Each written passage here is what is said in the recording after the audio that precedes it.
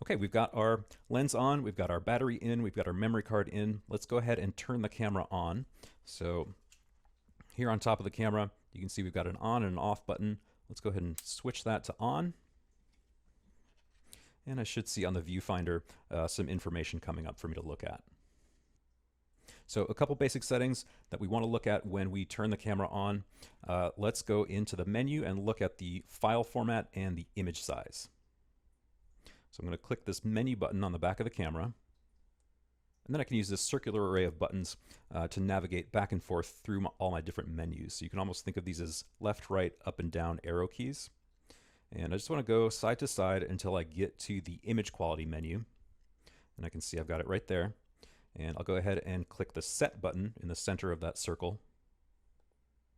And here I can scroll side to side and select different image formats and different sizes. So a good one that I'm going to pick right now is this large fine quality. So that's going to give me a 24 megabyte image, 6,000 by 4,000 pixels, and I see I have enough space on my memory card for about 700 shots. So I'll go ahead and click Set to accept that setting, and click Menu one more time to exit the menu. Next up, let's take a look at how to set the ISO. So that is how sensitive the camera is to light. We want to make sure that our camera's on, and that we're not in the menu. So we're looking at the sort of main shooting mode here on the viewfinder. So I want to click the ISO button here. And now I can scroll through and select different ISO settings. So I can do auto, 100, 200, 400, etc. 400 is usually a pretty good middle ground starting point. You'd want to set, between 0 and 400 for brighter light, like outdoors in the sun or really bright studio lights. 400 to about 1600 is going to be good for lower light, like an overcast day or the evening. 1600 to about 6400 is good for dark situations, like indoors at night. Also, if you're shooting subjects that are in really fast motion, it can help you avoid some of the motion blur that might come with that. We've also got an auto setting. Whoops, looked like my display timed out there. Let's go ahead and hit ISO one more time. And we also have the option for auto. So this is nice if we know we're going to be in situations where our lighting is going to change frequently. The camera can adapt and update its own sensitivity. For now, I'm going to leave this on 400. And just remember, if you are bumping up into higher ISOs, the higher your ISO, the grainier your image is going to be. So 400 will be a good starting point. I'll go ahead and click Set. And then we're back to sort of the home menu here. Next up, in terms of getting our settings set up, let's figure out how we want the camera to set exposure. And we're going to do that with this mode dial here at the top. Now you see we've got a bunch of different settings here. I'm mainly focused on these four, P, TV, AV, and M.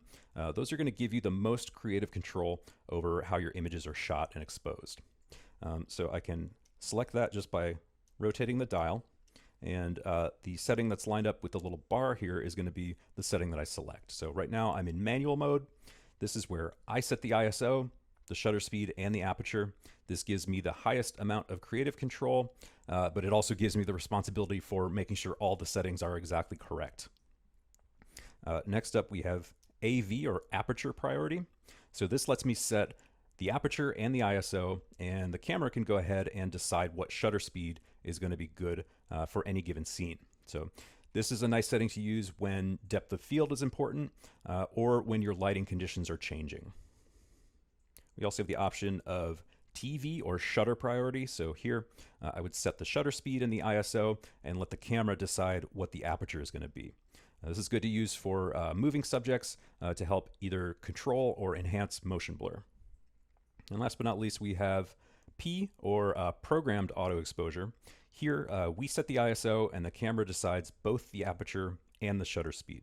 Now this can be nice for convenience in that the camera is doing a lot of grunt work for us, but it's also taking away some creative control in terms of what we might want to prioritize in a given scene. So I'm going to leave this on aperture priority for now. And if I go back to my home menu here,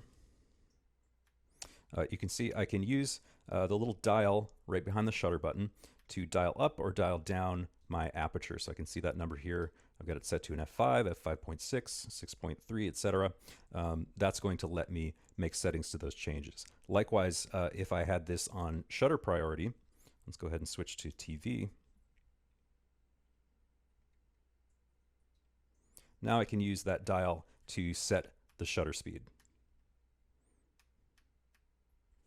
And I can see I'm getting a flashing here. That's telling me the settings that I'm using, even though there is some degree of automation there, they are going to be underexposed. Now, that's probably because I've got the lens cap on, so of course it's going to be a very dark picture. So let's go back to aperture priority. I want to leave that on, and let's leave that at 6.3 for now. That'll be fine. We can tweak it later if we need to. Next up, let's take a look at setting the white balance.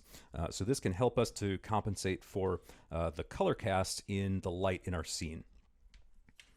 So let's go ahead and press this WB button here for white balance.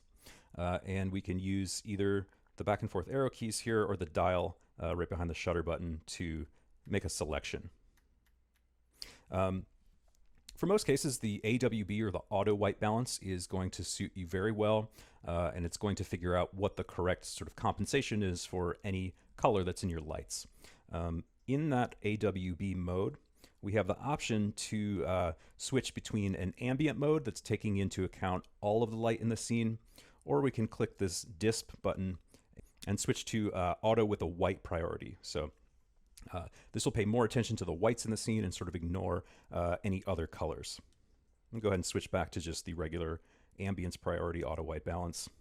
Now, if you wanted to sort of dial it in a little bit closer, you can switch to these different modes of white balance that are specific to different colors. So I have daylight, I have shade, I have cloudy, etc.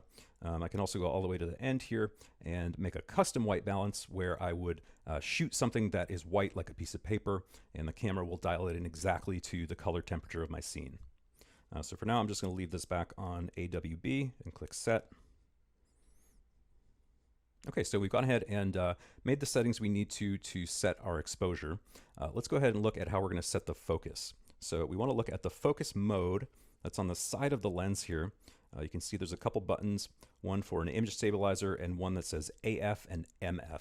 So AF is going to be autofocus, MF is going to be manual focus. So we can switch it to manual focus or back to autofocus, and we can do this at any time. So if we wanted to switch back and forth between auto and manual, we can do that very easily. I'm going to leave this on auto for now.